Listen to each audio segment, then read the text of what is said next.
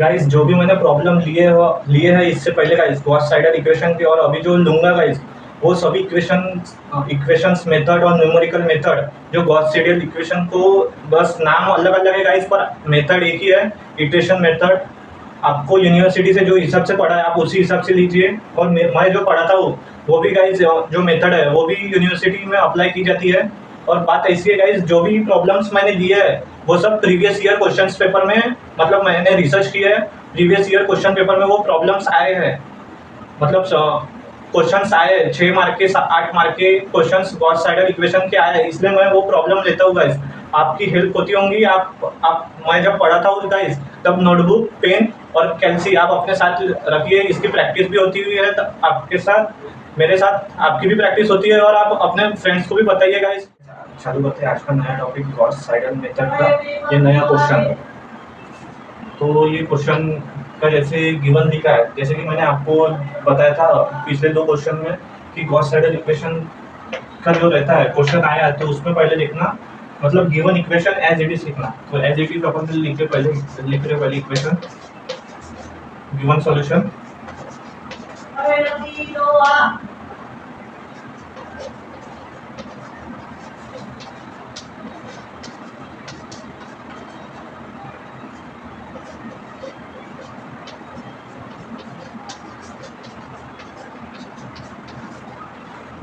ये given solution as it is लिखेगा अपन ने। फिर अपन लिखेंगे इसका एक्स और वाई और जेड की वैल्यू लिखेंगे। अभी वो वैल्यू कैसे लिखती है बताता हूँ मैं।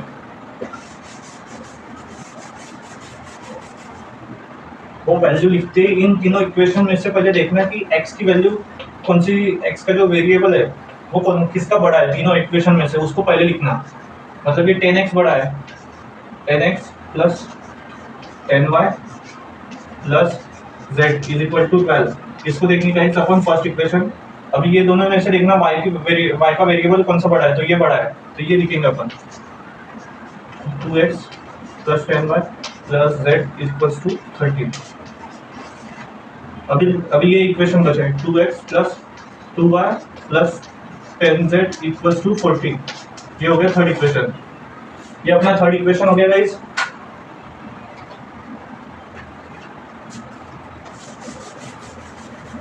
अभी अपन देखेंगे इसका अपन ने वेरिएबल के हिसाब से इक्वेशन नंबर दे दिए। अभी अपन इसका एक्स वाई जेड की वैल्यू निकालेंगे अपन इसकी। अभी वो कैसे निकालेंगे मतलब x इक्वल्स टू 1/10 मल्टीप्लाई इधर रहेगा तो 10 आएगा 12 माइन 10y नहीं आएंगे यहाँ पे सॉरी 2x आएगा plus y plus z 12 minus y minus z। ये हो गया अपना पहला इक्वेशन मतलब x का ये पहली इक्वेशन में का x की वैल्यू हो गई। अभी y की लिखेंगे 1/10 13 माइनस 2x माइनस z। अभी z की लिखेंगे 1/10 14 माइनस 2x माइनस 2y। ये हो गया थर्ड इसका माइनस 2x माइनस z और 14 माइनस 2x माइनस 2y। ये हो गया x y z की वैल्यू। ये वैल्यू मैं इधर लिख लेता हूँ साइड में। वो भी क्यों लिखता हूँ वो भी बताऊंगा आपको। 10x plus 12 minus y minus z जो कि अभी y की वैल्यू लिखते 1/10 13 माइनस 2x माइनस z।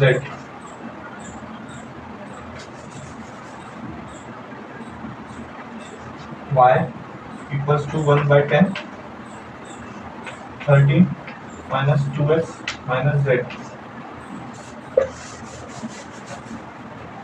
अभी z 1/10 14 minus 2x minus 2y। ये हो गया z का। ये लिखे अपन ने एक्स वाई जेड की वैल्यू। अभी अपन इनिशियल लेंगे initially put x equals to 0, y equals to 0 and z equals to 0. x equals to 1 by 10, 12 minus 0 है y की वैल्यू, इसलिए 0 लिखे, z 0। तो x की वैल्यू जो आई अपनी वो है, वो चलिए गाइस देखते हैं। 1.2 आई x की वैल्यू, y की वैल्यू 1.1 by 10, 13 माइनस 2। x की वैल्यू रिसेंटली अपने को ये मिली 1.2 माइनस 0, z की वैल्यू 0 है तो 0। तो इसका देखेंगे अभी क्या आएगा 1.6,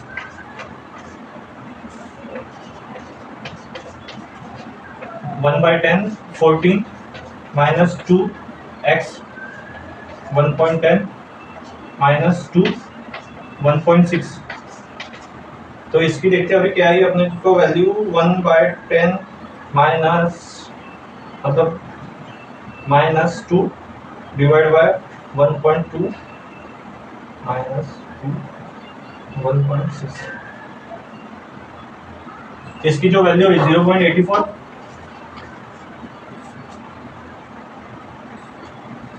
ये वैल्यू है अपन इधर लिख लेते हैं। x is equal to 1.2, y equals to 1.6 and z equals to 0.84।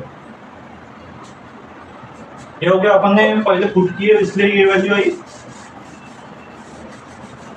अभी फर्स्ट इटरेशन देखेंगे।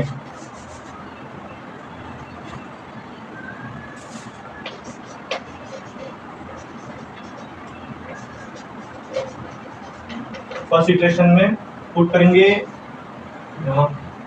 अपन ये जो वैल्यू आई थी वो पुट करेंगे। x equals to 1.2, x equals to y equals to 1.6 put करेंगे और z इक्वल्स टू 0.84 पुट करेंगे। तो देखते क्या वैल्यू आती है 1 by 10। ये एज इट इज पहले लिखेंगे वैल्यू, मैं शॉर्ट में बताओ 12 माइनस y की जगह अपने को क्या मिली थी ये वैल्यू 1.6 माइनस z 0.84। रिसेंटली जो वैल्यू मिलती है वो अपने को पुट करना पड़ता है। तो इसका आंसर आएगा अभी 1.6।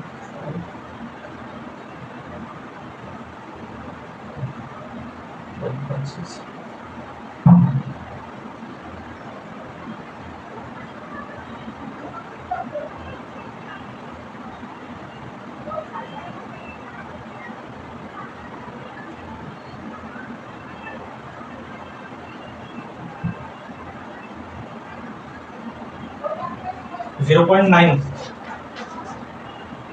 मतलब फर्स्ट इटरेशन x1 0.9 ये वैल्यू है x की। y की देखेंगे वैसे ही same 1 by 10, 13 minus 2। Recently x की वैल्यू मिली 0.9 तो वो पुट करेंगे अपन माइनस z की 0.8। तो इसका जो आएगा 1 by 10, 13 माइनस 2 0.9 माइनस 0.8।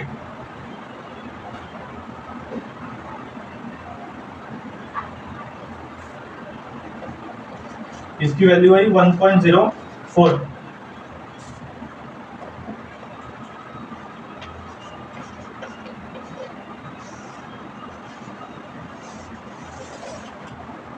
अभी z की वैल्यू निकालेंगे, डायरेक्ट पुट करता हूँ 1 by 10, 14 माइनस 2। x की वैल्यू थी 0.9 माइनस 2, y की वैल्यू थी 1.04। तो अभी z की वैल्यू देखते हैं।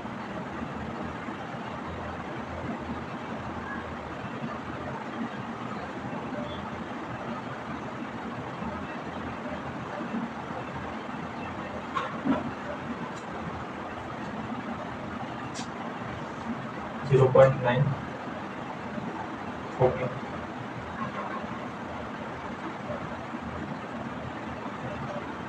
आप कैल्सी का यूज कीजिए 1.0 1।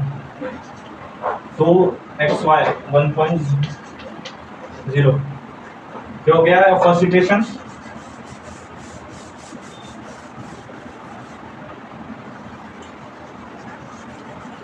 अभी अपन सेकेंड इटरेशन देखेंगे।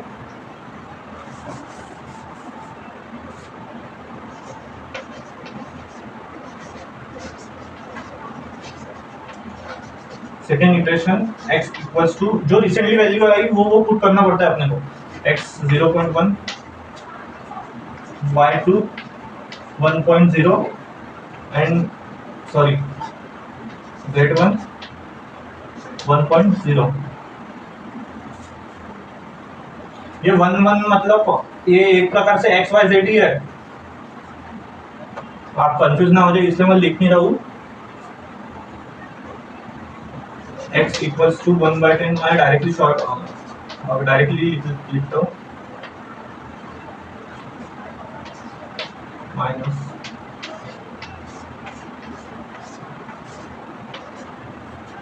तो इसकी वैल्यू है अपनी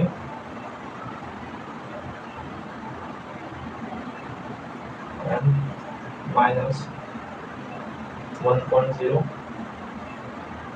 minus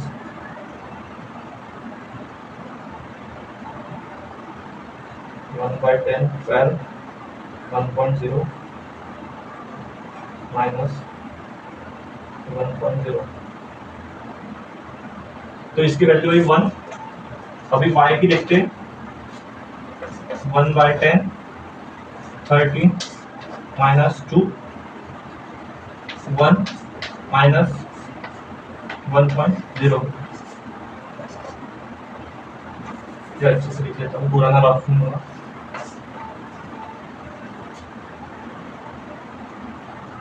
one by 10 13 minus 2 1 minus 1.0 1। इसकी जो वैल्यू है 1, y की भी 1, x की भी 1। अभी z की देखेंगे,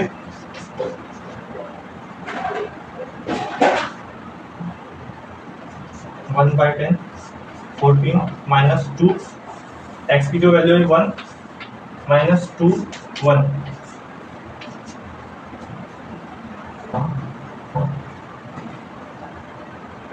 आप कैलसी यूज कीजिए, तब तक के आपका आंसर आता होगा तो आप लिख लीजिए।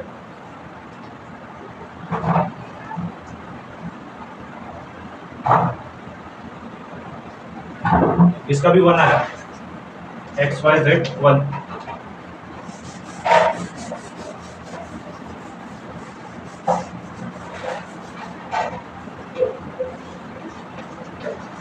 अभी third iteration, x equals to 1, y equals to 1 and z equals to 1। Third iteration में भी x y z की वैल्यू 1 देनी है, क्योंकि अपने को सेकंड इटरेशन में x y z की वैल्यू 1 दी थी। जो रिसेंटली वैल्यू मिलती है वो अपने को x y z में पुट करना पड़ता है। 1/10 12 माइनस 1 माइनस 1।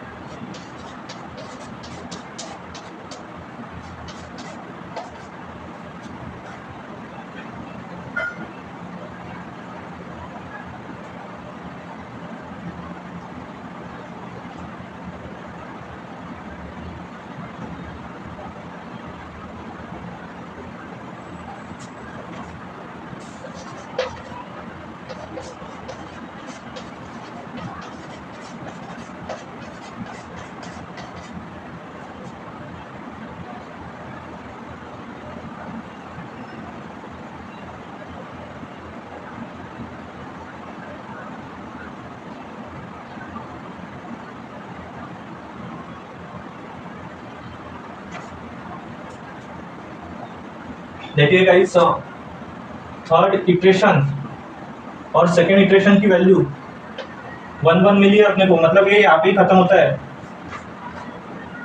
जो ये प्रॉब्लम है वो यहाँ पे ही खत्म होता है। आपने स्क्रीनशॉट तो लिया ही होगा। वैल्यू एक बार लिख लेते हैं, third equation x equals to 1, y equals to 1 and z equals to 1. Second iteration x equals to 1, y equals to 1 and z equals to 1. So यहाँ पे लिखेंगे therefore second iteration and third iteration both the values are same of x, y and z. यहाँ पे ये problem खत्म होता है guys. अगर आपको समझ में आया होगा तो आप अपने फ्रेंड्स को भी शेयर कीजिए और लाइक कीजिए, शेयर कीजिए, कमेंट कीजिए। अगर आपको कुछ डाउट होगा तो कमेंट कीजिए, मैं आपके डाउट्स सॉल्व करने की पूरी कोशिश करूँगा।